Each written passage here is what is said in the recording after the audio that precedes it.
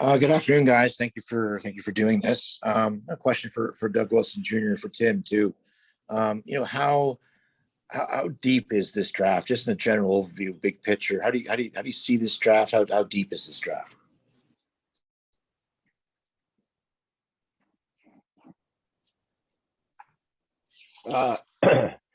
Just overarching, Curtis. I mean, it's a pretty deep draft in the sense that there's more aspects to this draft.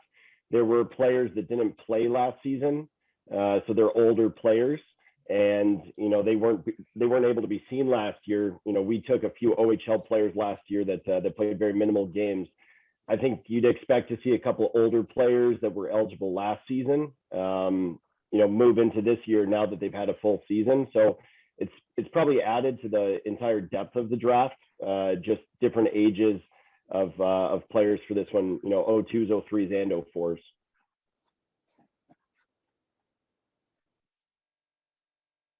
Is there a particular position of strength in this draft, especially in the first round as you see it? Is there kind of maybe one position that's maybe a little bit stronger than the others? Even if there was, Curtis, I don't think I would tell you. I'm sure you guys have talked about this before at length, but what are the core qualities, the intangible qualities that you look for in a player? Obviously you got, there's stuff measurables that you look at, but what are the other things you look at when you're looking at drafting a player, especially at in a lottery pick like this year? Well, I'll lean on Burke and Joe to kind of answer that question, because they've been around for almost all of our drafts. Joe's been here for all of our drafts, and Burke, I think, only missed one. So the experience that they have, meeting different personalities, meeting people from different walks of life. Thomas Bordelow's path to hockey was different than William Eklund's path, that was different from Ozzy Weisblatt's path. So I think everybody, has their own path, whether they were born into a hockey family, whether they picked up hockey at 12 years old. I think just getting to know humans and their path and their strengths and their weaknesses, and if they fit with us. But, I'd probably lean more on Burke and Joe on that question.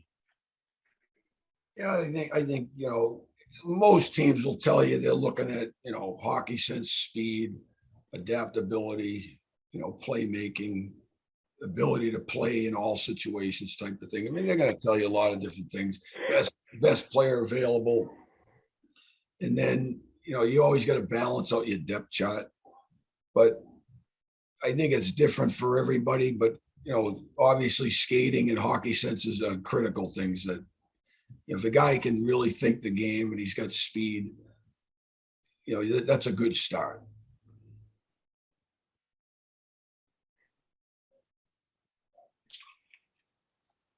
Aaron? Just a follow-up question. Since these prospects are kind of older and more mature, is that kind of an advantage, meaning they would possibly make it to the NHL a little bit sooner than a normal draft?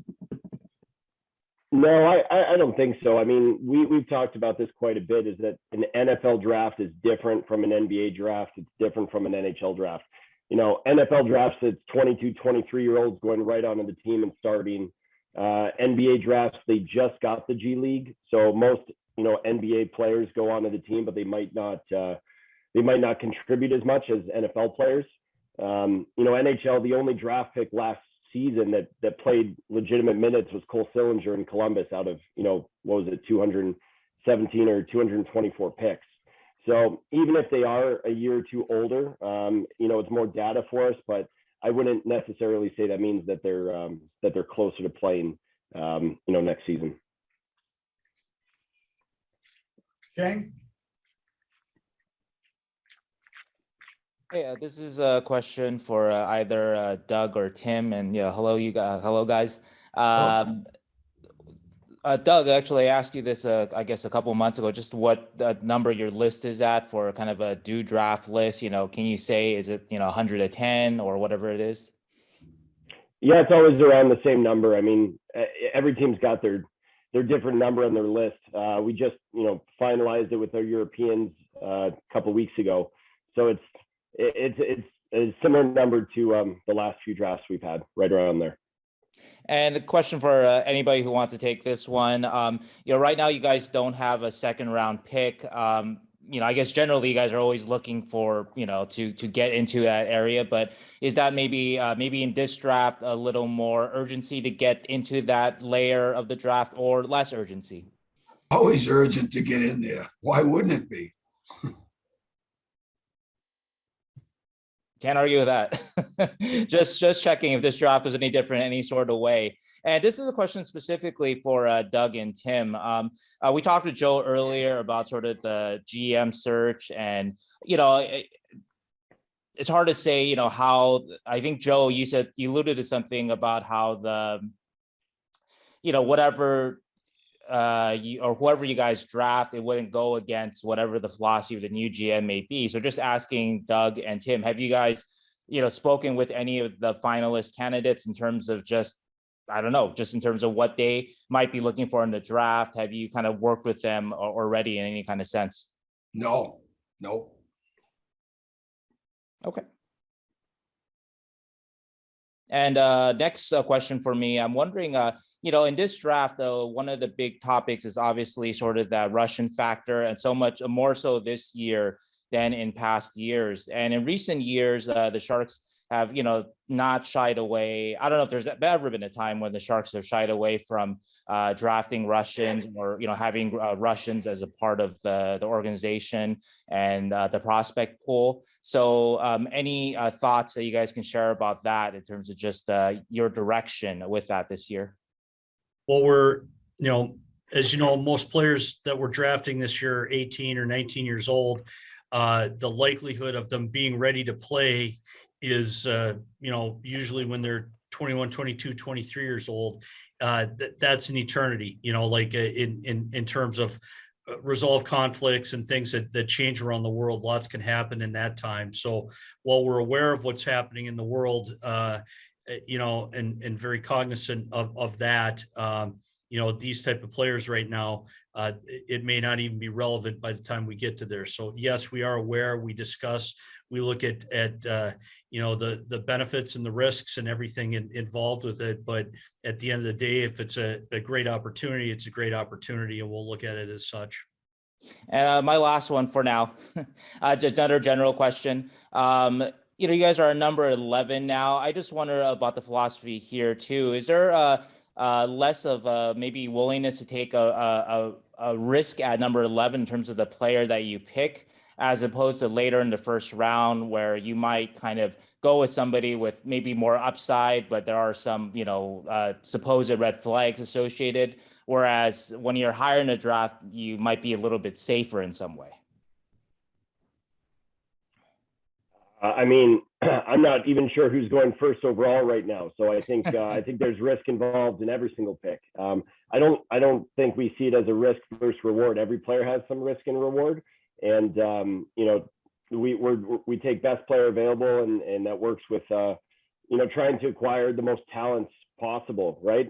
As we mentioned, NHL drafted players, like Joe just said, they usually don't join the team for a couple of years. So you just you draft them, and then Burke works with them and develops them, and you go from there. So it's a long-term process in the NHL draft. All right. Thanks, guys. Yep. Corey? This isn't about anybody in particular, but just whenever you guys have somebody that you've already drafted, like William Eklund and Tomas Bordeleau, and they play on teams that have lots of prospects on them, like obviously Bordeleau's team his last couple of years has been loaded with guys, but obviously Eklund's team in Sweden has a bunch of guys who are projected to go in the top couple rounds this year. Just how much more does your organization see those players, because you're also keeping tabs on your guy versus a prospect who's on a team that you have no connection to? Well, I think we see those guys quite a bit because we're obviously watching tape and watching our own players when we go in and see them. Having said that, those players, Thomas Bordeleau and William Eklund were very high-end players who played in all the top tournaments on national teams. So, we go in and see them, but there's probably 17 other teams that have prospects on those teams or in those tournaments. So I wouldn't necessarily say it's like a huge advantage. Yeah, I mean, I think we watch all the players closely, and we'll ask our own prospects, who they played against, who they played with, and just try and get as much data as possible for the draft. And then also just a kind of a general thing, like you guys mentioned, like there were guys that didn't play at all the 1 year, just the past basically 3 years of these kids who are 17, 18 years old. It's just been so different than anything that anyone else has ever gone through before. Do you notice that? Do you notice there are guys that maybe don't look as, maybe this class just doesn't look the same as one from 5 or 6 years ago because of the pandemic? Yeah, I think everyone, there were different restrictions around different countries, even different states and even different provinces. So, I think that we tried to do the best we could to get the information of the players and what their plans were. I mean, internally, Burke's based in the East, I'm based in the West. We had different restrictions to go see games at different times too. So, we're happy that the draft is in person. We're happy that we were able to have a combine. We haven't had a combine for 3 years. And, hopefully we can get to some normalcy going forward here. So yeah, it's been tough, but our area scouts have been with us for a while, and they do a heck of a job on background checks. So I give a lot of credit to our local guys to get as much intel on what these players were doing during their, shutdown portions of their season. Yeah. Thank you. Curtis?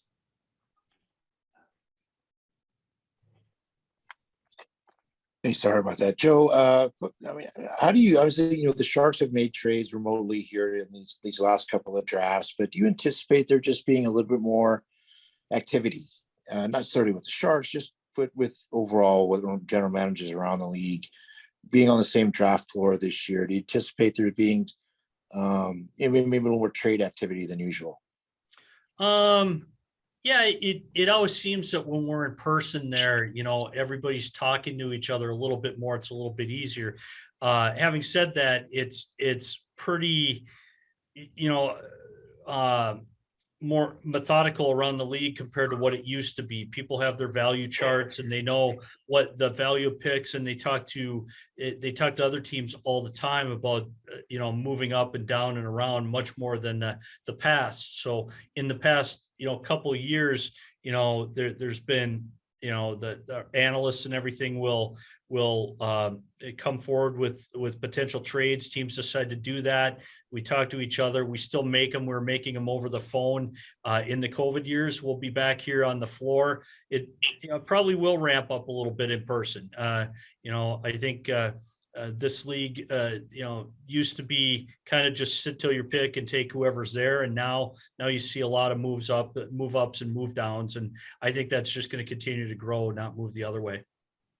I think you mentioned before that you're keeping the number 11 pick. Is that still the case, or can there be a move out there to, if you want to, try to get better immediately get some immediate help? Could that possibly be in play? Well, I think you could say when you have number 11 pick, it's an asset, and it's an asset that you can use to make your team better in many different ways. We're focused on the goal, of that we do need to replenish with younger players, but it doesn't mean it's a younger player through this draft. It could be, any younger player that perhaps is part of something that fits within that, so that within our winning cycle, using that pick in a huge deal, that changes the trajectory is more unlikely. But in something that again, moving up, moving down, staying within the range of young players, I would say anything's possible, and why wouldn't we look at everything that's on the table? But as it stands right now, is we'll go to the draft and select a player. But again, all the way we're open-minded to any young player that we can grow with, if that's even available in a deal. The organization's hope is obviously to be back in the playoffs next season and be back in the playoffs for a long time. With that in mind, how important is it to hit on this pick, number 11? Well, it's, history says like every pick is you're talking about players this year born in 2004, some are 17, some are 18 years old. You do the best you can on your due diligence between, watching them play, watching the video, talking to them, their parents, their coaches, their, everybody else there, looking at the combine, and you get the best information you can to make the judgment. Nothing is certain, but at number 11, that's again a really good asset, something that we intend on and plan on that being a big part of our future, however we use that pick. But it's still going in. That's the beauty of this draft, and why it's always so fascinating is you're picking 18-year-old players, they're human beings, and then to do your homework on it, do the best you can, and develop them, watch them grow into young prospects. How weird will it be, or how odd will it be not to have Doug here for this as part of this? He's obviously, he's been running drafts since 2003, 2004. I mean, does it be a little weird to not have Doug at the table this year, and Tim and Doug Jr., if you could maybe ask to answer that as well, would just be a little bit weird this year without him? Yeah, it will. Yeah, it will. It's tough because we were together for a long time, and Dougie did a lot of great things, and he had a very good rapport, and him and Joe really worked the phones, and they had a good chemistry, and a lot of things happened. It's sure it is. It's always tough when you lose somebody that you've been with that long. Was Doug a guy who liked to work the phones, like to work the room a little bit? Doug. Doug was as good a poker player as there was out there. I want to ask too, if you don't mind, you guys have had a history of, finding some diamonds in the rough in the later rounds, particularly the 7th round. You've got 3 7th round picks this year. When it gets to that deep in the draft, what separates one player from another? Like what helps you pick out like a Raska, or, a guy like Blitchfield a few years ago, or, even going all the way back to Joe Pavelski? What elevates these players when you're looking at, guys deep in the draft like that? I think if you go back historically, like even, it sounds, we're trying to bring back some memories, but like a Joe Pavelski, like a Raska, those type of guys, there's 1 or 2 guys that are really pounding and pushing to take these guys, because not everybody saw a lot of them. And somebody really stood up at some point and said, we got to find a way to take this guy. And it's more, I've been through a lot of drafts and seen a lot of things, but it really is, it's not one person seeing them, but it's one person that will not leave the draft without this guy. And maybe they get a lot more cocky or whatever because it's later in the draft, but it doesn't matter. It's been some calls from, like, Dougie really liked Raska a lot, and he kept pushing for him. We found a way to get him. And you go back to some of the other guys, like a Pavelski, Pat Funk was pissed off for 4 rounds. We should have taken him. And but I think a lot of it is that certain guys in certain areas don't see all the other players, and there's certain players they see that they won't let go of. And sometimes you got to get lucky too.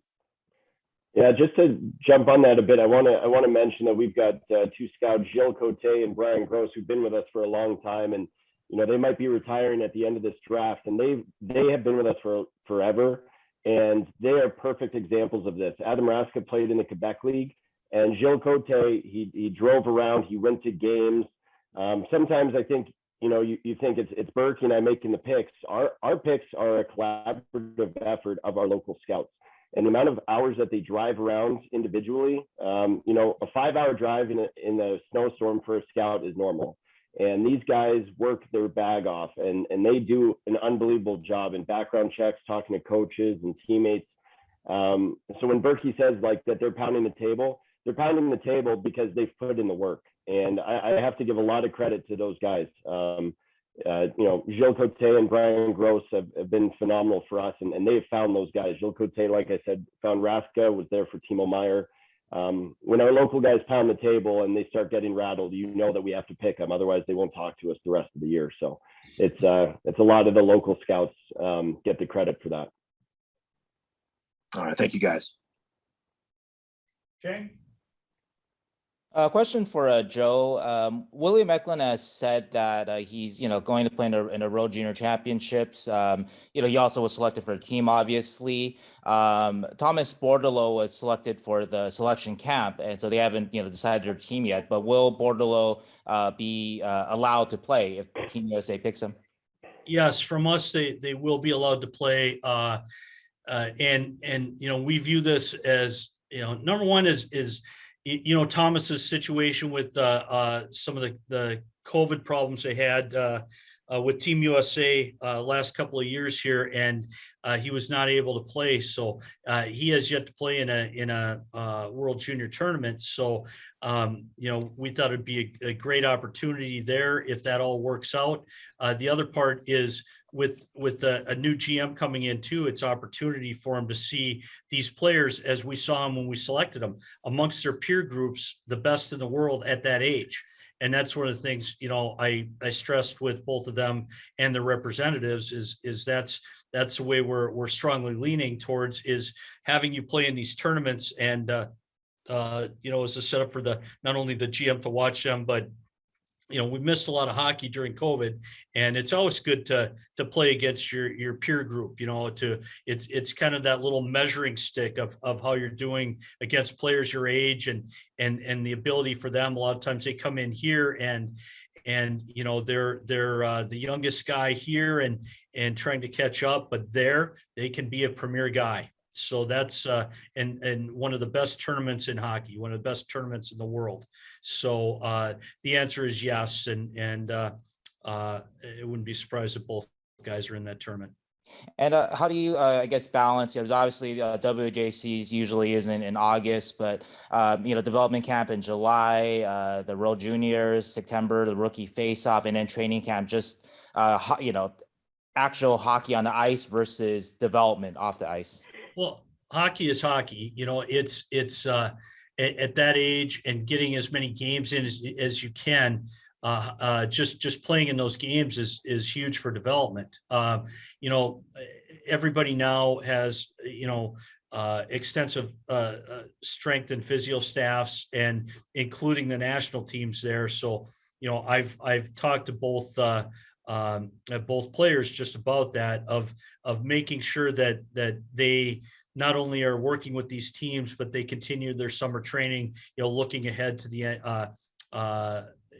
NHL camp and coming in and being ready for that, and which they will. So it's something they're going to get some bonus hockey in. They're going to make sure that their training is in sync with what they need to do to be ready for camp. And we think that they both can coexist.